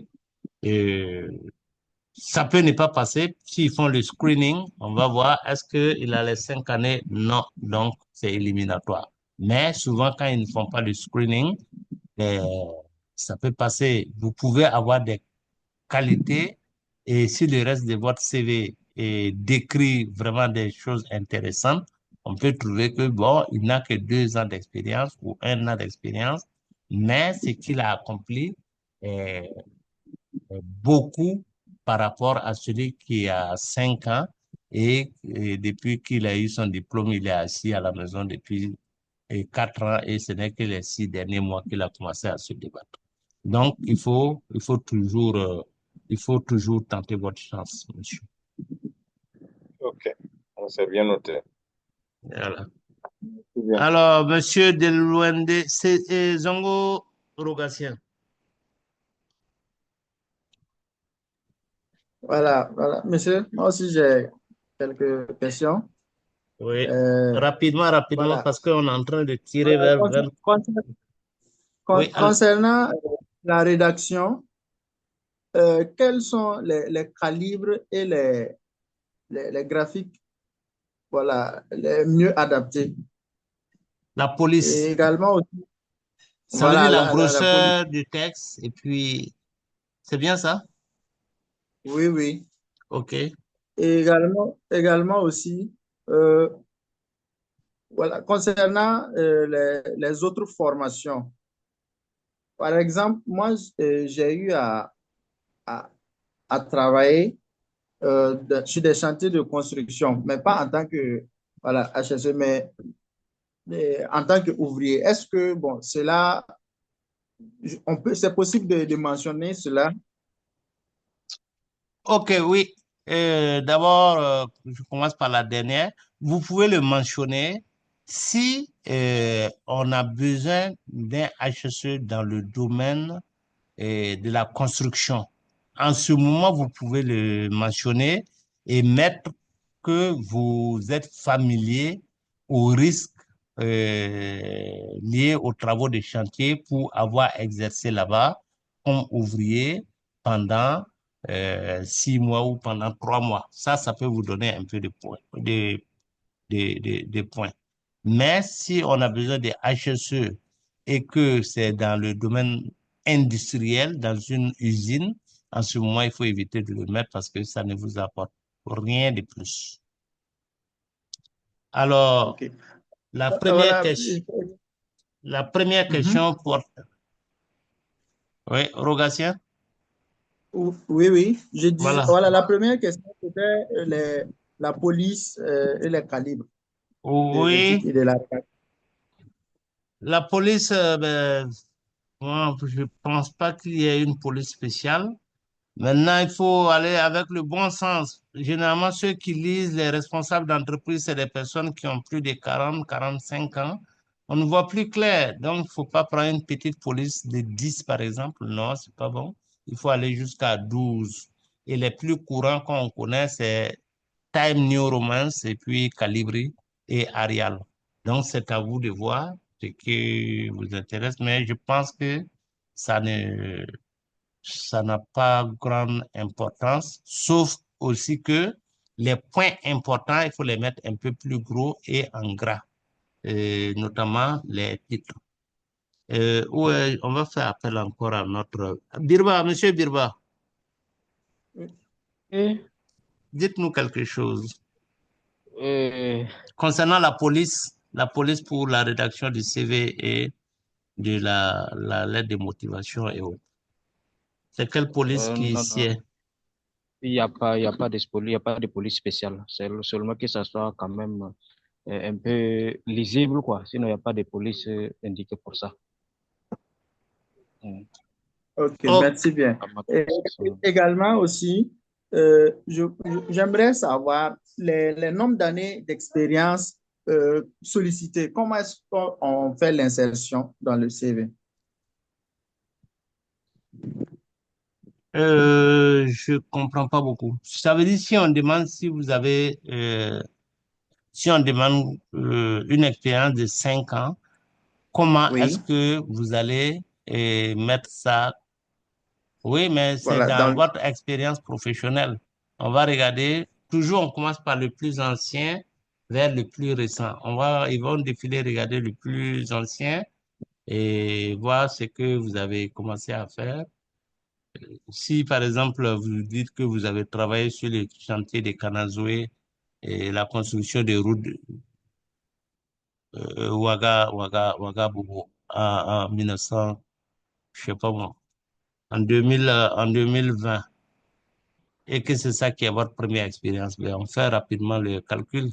De 2020, 2021, 22, 23, 24, 25, donc vous avez 5 ans d'expérience ou 6 ans. Mais si ce n'est pas précisé, il faut le mettre dans la lettre de motivation. Faut écrire ça expressement. Si on le demande, vous le mettez. Oui. Mettez que vous avez 5 ans d'expérience depuis 30 ans, depuis 2020.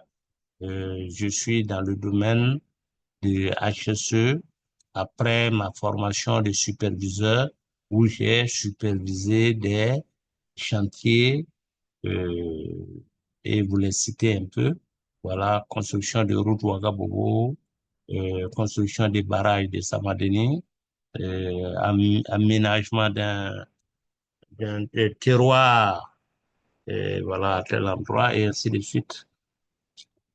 Donc là, vous le faites ressortir dans la lettre de motivation où vous allez démontrer la lettre que vous allez écrire au recruteur pour lui dire que vous avez 5 ans ou moins d'expérience.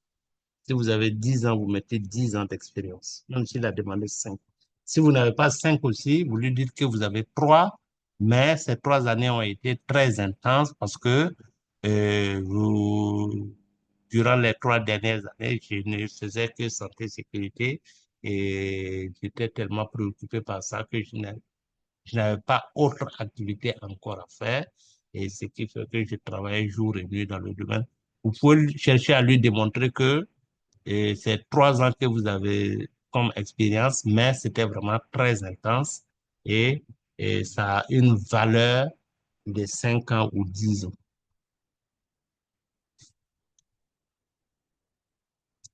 Ok, merci bien, monsieur. C'est des embrouillements, c'est les ourous, comme on le dit. Euh, Monsieur Nema Kourouma, vous avez la main levée. Oui, oui, monsieur le formateur.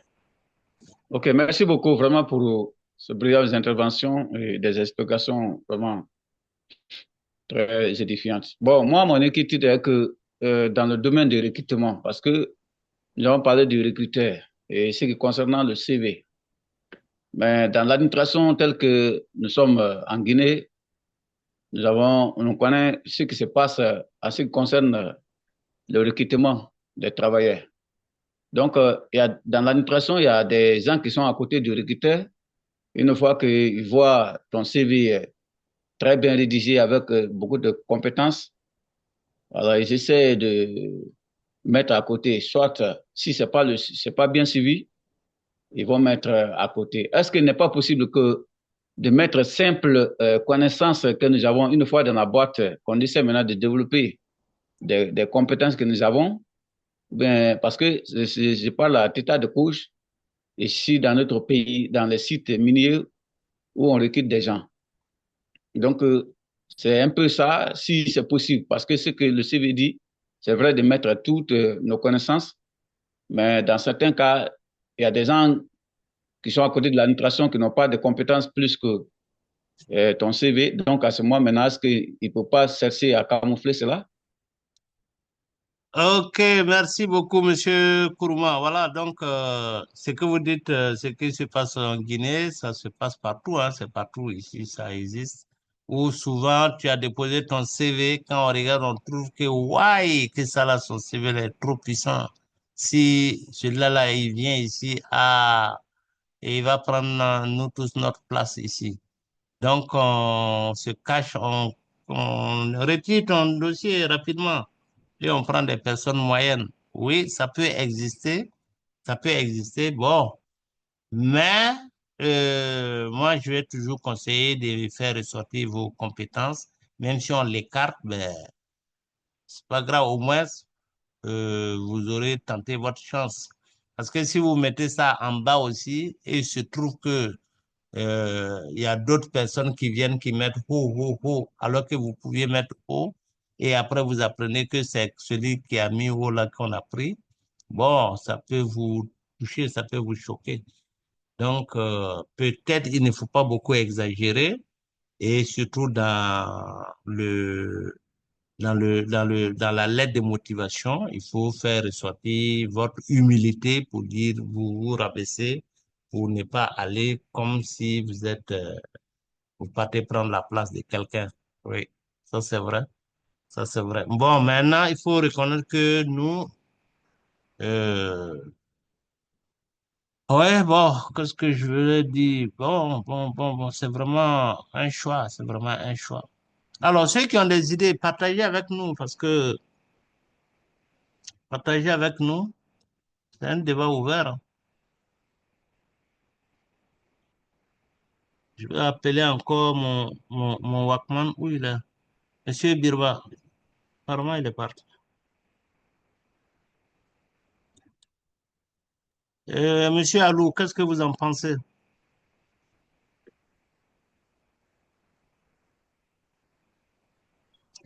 Oui,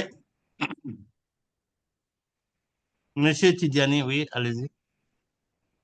Oui, merci beaucoup, Monsieur Nikema. Pour ma part, je dirais qu'il faut en tout cas toujours mettre ce qu'on sait faire sur les CV, parce que pour moi, c'est la bonne pratique. On ne prie pas vraiment tomber sur des personnes qui ont ces genres d'idées on va dire quoi, d'écarter des CV qui semblent être lourds, comme vous l'avez dit. Mais je me dis qu'il faut se donner toutes les chances de réussir en mettant quand même ce qu'on sait faire pour que ça passe lorsqu'on tombe sur quand même quelqu'un qui est professionnel et qui sait ce qu'il veut. Ok, merci. C'est mon idée aussi. Alors, est-ce qu'il y a autre réaction concernant ce point qu'on a soulevé?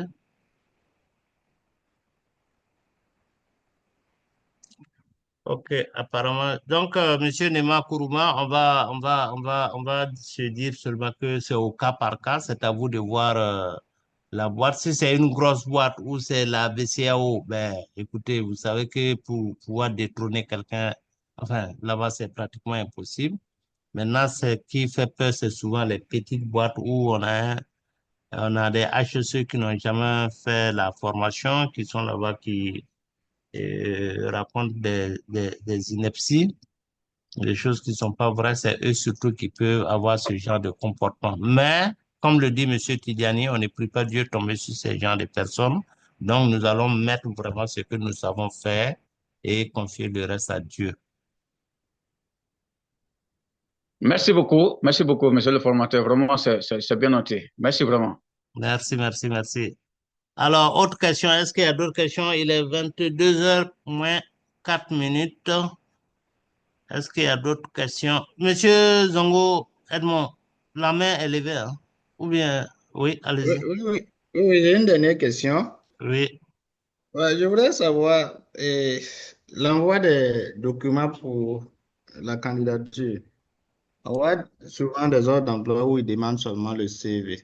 Est-ce qu'il faut envoyer seulement le CV ou bien on peut envoyer avec une lettre de motivation et tout ça? Ok, si on demande uniquement le CV, envoyez-le uniquement le CV. Ça veut dire que D'accord. après ça, maintenant, s'ils ont besoin d'autres précisions, ils vont vous dire de compléter avec les attestations, les diplômes de formation et autres, et une lettre de motivation si, voilà. Donc, si on demande uniquement le CV, vous envoyez uniquement le CV. Ok, bien noté.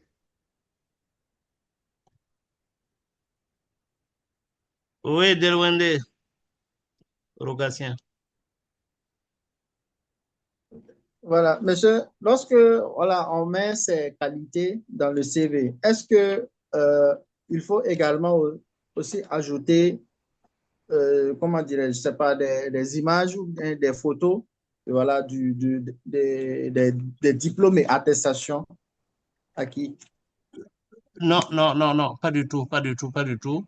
Sur le CV, il ne doit pas avoir d'autres images. Si on demande le CV, vous rédigez votre CV uniquement.